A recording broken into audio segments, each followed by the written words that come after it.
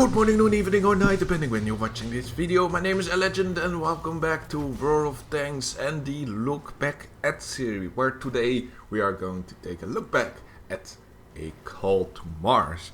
The fun mode, which is not only a call to Mars, but also a fun callback to the time that World of Tanks console also did a Mars game mode.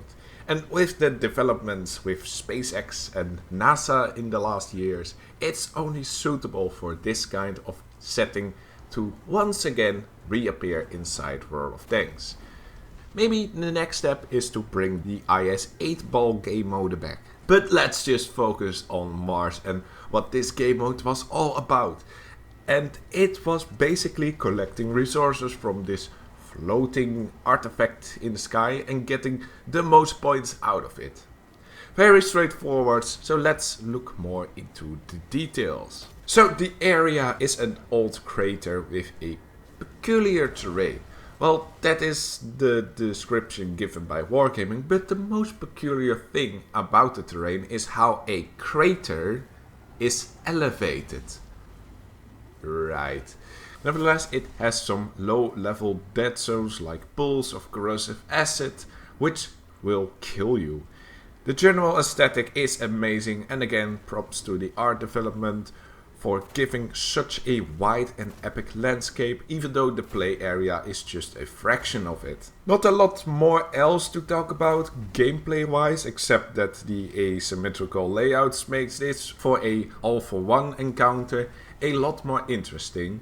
I haven't really valued this element inside the fun modes that much because it's quite a given that symmetrical maps should only be implemented for team-based game modes. But I do be curious when that isn't the case and a symmetrical map would be actually implemented for a solo game mode, or vice versa, a more asymmetrical map for a team-based game mode. Just the fun modes, don't apply this to the random queue. The vehicle, you are driving around in a very futuristic Mars rover with a laser cannon plugged in. I expect this model to make a return to the regular game as a hull-down premium wheeled vehicle somewhere around 2030. But jokes aside, it fits the general aesthetic and has abilities suitable for this game mode. Like the impulse is a standard pulse shot that can knock back enemy rovers. The boost is quite your usual boost, but gives you better ramming momentum against opponents. And the mass shield is an interesting defensive mechanic where you are invulnerable against ramming, but you cannot move at all. However, the most of the frustrations arrive with these easy to understand mechanics and how they can deviate from the status quo. Because I feel that there is RNG in how strong your ram and pulse cannon is, or how quickly your shield activation is up. For example, sometimes you can boost enemies straight off a cliff, but other times you push them just a few car lengths away and you are the one that is getting pushed further back. Also, the amount of times that the rover wants to stay as long in the air or as long off its wheels as possible is sometimes borderline ridiculous. I actually believe there's an untold mechanic where the alien artifact in the middle causes deviations in gravity that determines the amount of time that you are flying. It's okay, but it's nowhere mentioned, giving some weird vibes which sometimes led to frustration.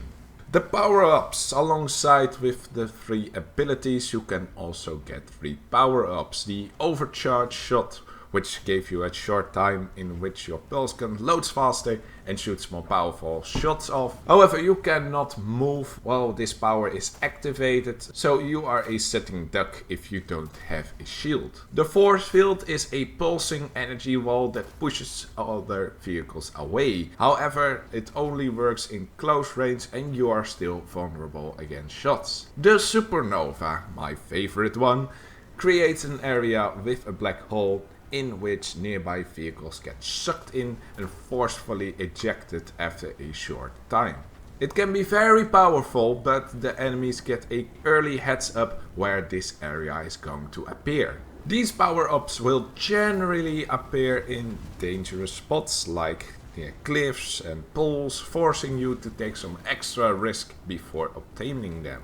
These power-ups are very well balanced, each of them having their drawbacks added so they don't become broken or overpowered, but I have to say that putting on a supernova at a research zone is the closest thing you get on negating the early warding and getting a lot of value out of the enemies that want to enter the research zones.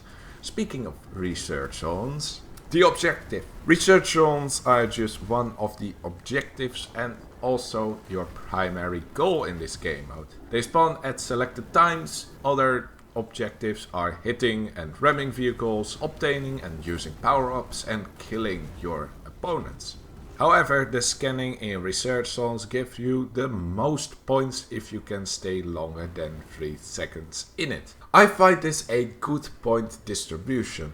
If you cannot get into the research zone, you can fall back quite a bit, but instead you can focus on obtaining a supernova and planting that in the zone you can't reach. Also, inside the zones, everyone is still fighting because the more players that there are in the zone, the less points you will get because they will be divided evenly. Progression and rewards. With the points earned, each battle will be a one-on-one added to a progression bar alongside with some daily missions.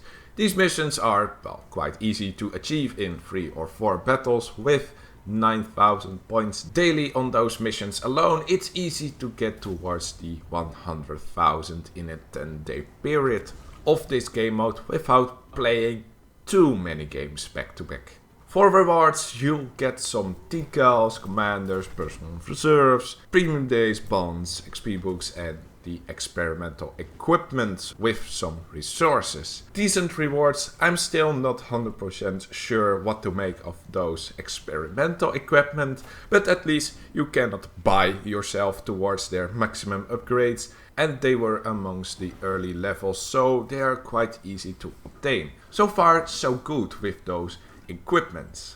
Oh, only time will tell on those. However, we got also a couple of Martian containers, which brings us to loot boxes again. Yeah, I know, loot boxes are pretty much the standard with every special game mode or event.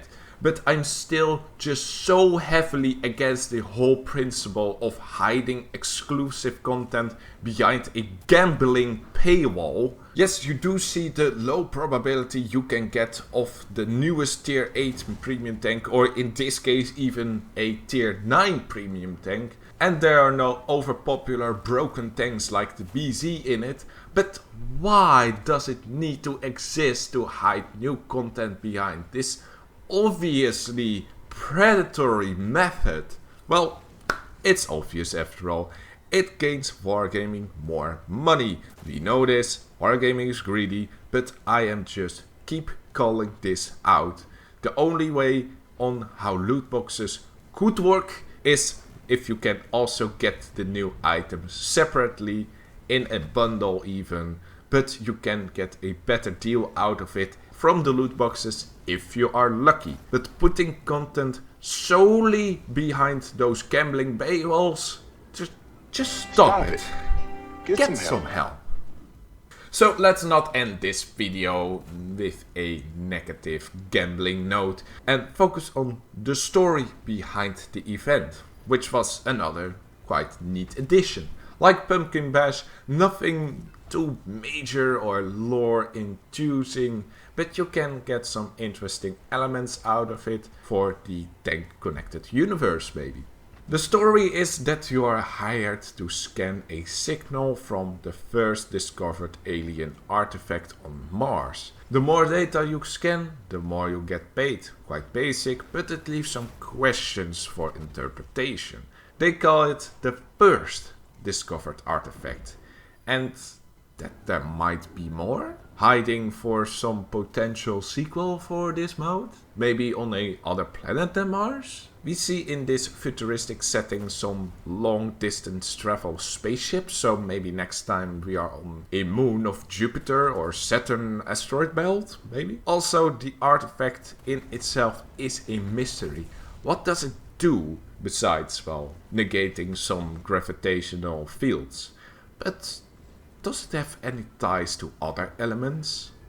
Maybe towards the Mirnium from the Mirni event? I mean, in that event you also got some weird fluctuations in gravity, just like the alien artifact.